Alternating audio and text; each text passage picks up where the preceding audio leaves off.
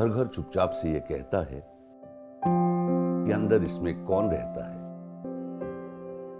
किस हस्ती की हुई थी इस घर से शुरुआत, किन लोगों ने थामा था उनका हाथ।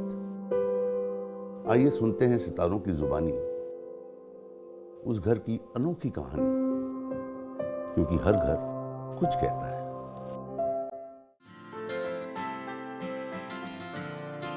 नमस्कार, मैं विनय पाठक।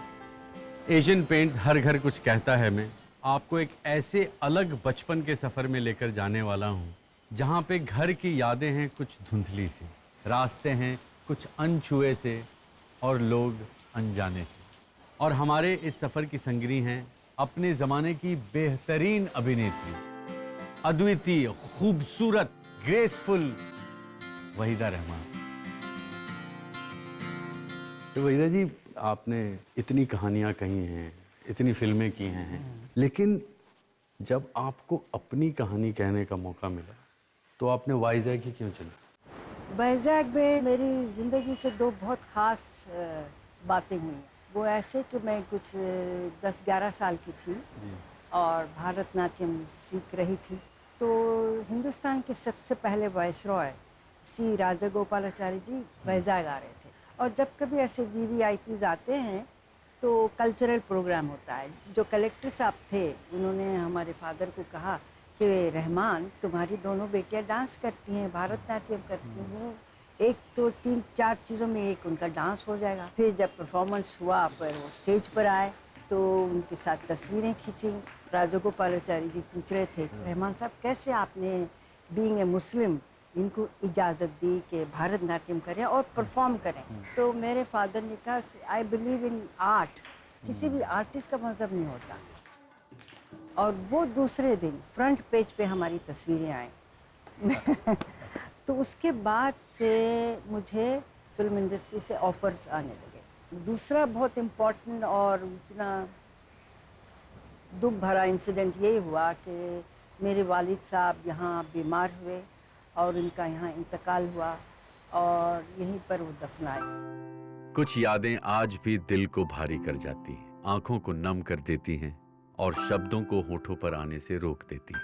लेकिन कुछ यादें ऐसी भी हैं जो चेहरे पर मुस्कुराहट लेकर आती हैं। आपने कहा कि आप 11-12 साल की थी यहाँ पे जब थी, तो उन दिनों क्या शुगल क्या होता था शाम का? आप लोग बीच पे जाते थे घूमने, सिनेमा देखने जाते थे? पिकनिक्स बहुत होती थी। The most important picnic spot मेरे डैडी की ऑफिस होती थी। तो हम भी चलें पिकनिक स्पॉट पे? आइए। इन 62 सालों में ये शहर भले ही बदल गया हो, लेकिन इस शहर में कुछ इमारतें ऐसी हैं जो वहीदा जी के बचपन की धुंधली यादों को ताजा कर देती हैं। और उनमें से एक है उनके वालिद साहब का दफ्तर।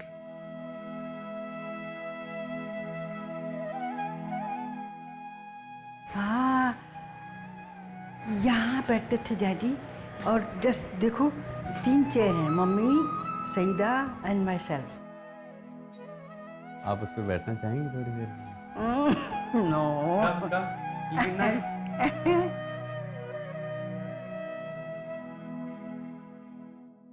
Very nice. अजीब सी फीलिंग हो रही है। And I was told that I was my father's favorite kid. मेरे जो भी ड्रीम्स थे वो मैं सिर्फ डैडी को बताती थी। एक दिन मैंने डैडी को कहा, आप फिक्र मत कीजिए, एक दिन मेरा नाम पेपर में आएगा। क्यों आएगा बेटा? वो मुझे नहीं पता, आएगा ज़रूर। बट जब अफसोस की बात, जब ये कुछ हुआ तो he wasn't there to see.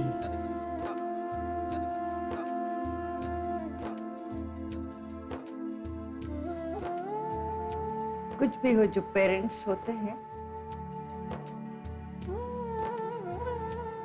वो बात नहीं आती।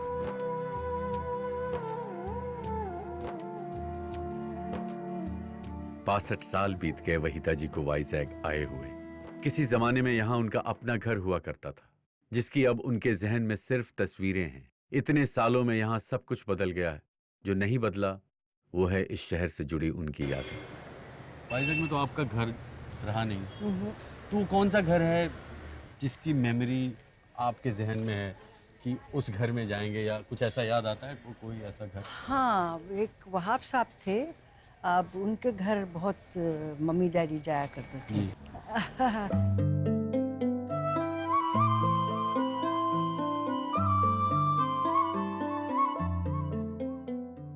आज इस घर में भले ही चेहरे अनजान हों, लेकिन इस घर की दीवारें बहुत कुछ कहती हैं। ये घर है, यहाँ यादें हैं। डैडी यहाँ पोस्टेड थे। जब बीमार हुए तो यहाँ वो हॉस्पिटल में लाए गए, तो उनका इंतकाल हो गया। तो वहाब साहब जो थे वो बोले, रहमान तो मेरे भाई जैसे थे और मुझे बिल्कुल नहीं अच्छा लगेगा कि आप हॉस्पिटल से सीधा कब्रिस्तान ले जाएं, तो आप मेरे घर ले जाइए। तो यहाँ लाया तो गया। ये वो घर है जहाँ आखिरी बार? हाँ, आखिरी बार डैडी को लाया गया। उसके बाद हम जब कभी वैजाग आते थे तो इसी घर में आते थे, और आंटी अंकल ने हमारे लिए वो एक गेस्ट रूम हमेशा के लिए रखा हुआ था। तो वो गेस्ट रूम की ज्योग्राफी कहीं समझ में आ रही है आपको? मेरे ख्याल से इधर है।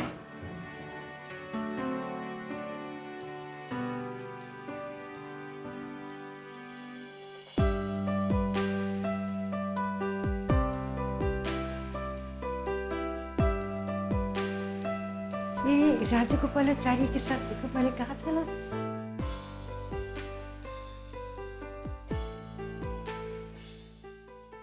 और ये मेरे वालिद साहब हैं, मम्मी, सईदा और मैं।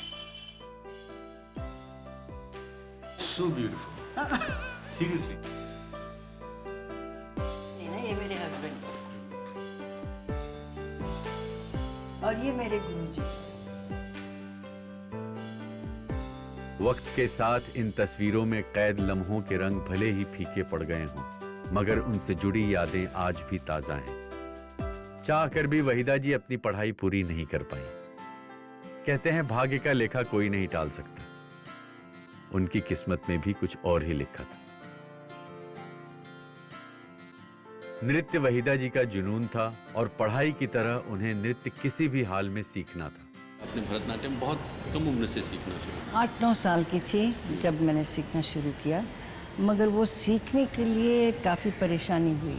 जो गुरुजी से मैं सीखना चाह रही थी वो मना कर रहे थे कि मैं इनको नहीं सिखाऊंगा। क्यों? मुसलमान लड़की है, वो भरतनाट्यम कैसे कर सकती? तो मैं भी अड़ गई थी कि उन्हीं से सीखना है मुझे। तो बोले अच्छा एक काम कीजिए, उनकी कुंडली ले आइए। तो उन्होंने कहा वो मुसलमान हैं, उनके पास कोई कुंडली होती नहीं है। मेरे बर्थ डेट से कुंडली बनाई आपकी उन्होंने? हाँ जी। अभी चार्ट में ये निकलता है कि ये लड़की मेरी आखिरी और बेहतरीन स्टूडेंट होगी, कि ये मैं बिलीव नहीं कर सकता।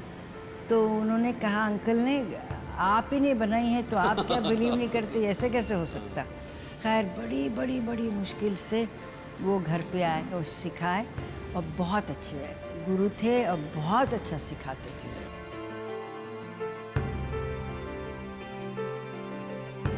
यहाँ इनका बचपन बीता, यहीं पे शोहरत का सिलसिला शुरू हुआ। समंदर की लहरों से पहली बार तारुफ भी इनका यहीं हुआ। यहाँ इनका घर ना होने के बावजूद यहाँ की कई दीवारों से इनका नाता बहुत गहरा है। आज इनका ये सफर हम यहीं समाप्त करते हैं, लेकिन आपसे इस मंजर पे ये वादा जरूर लेते हैं कि इस 4 दीवारी की कहानियों का सिलसिला जारी रहेगा। मैं विनय पाठक, एशियन पेंट्स हर घर कुछ कहता है में फिर से हाजिर होऊंगा एक और घर के अफसाने के साथ। तब तक के लिए खुदा हाफिज।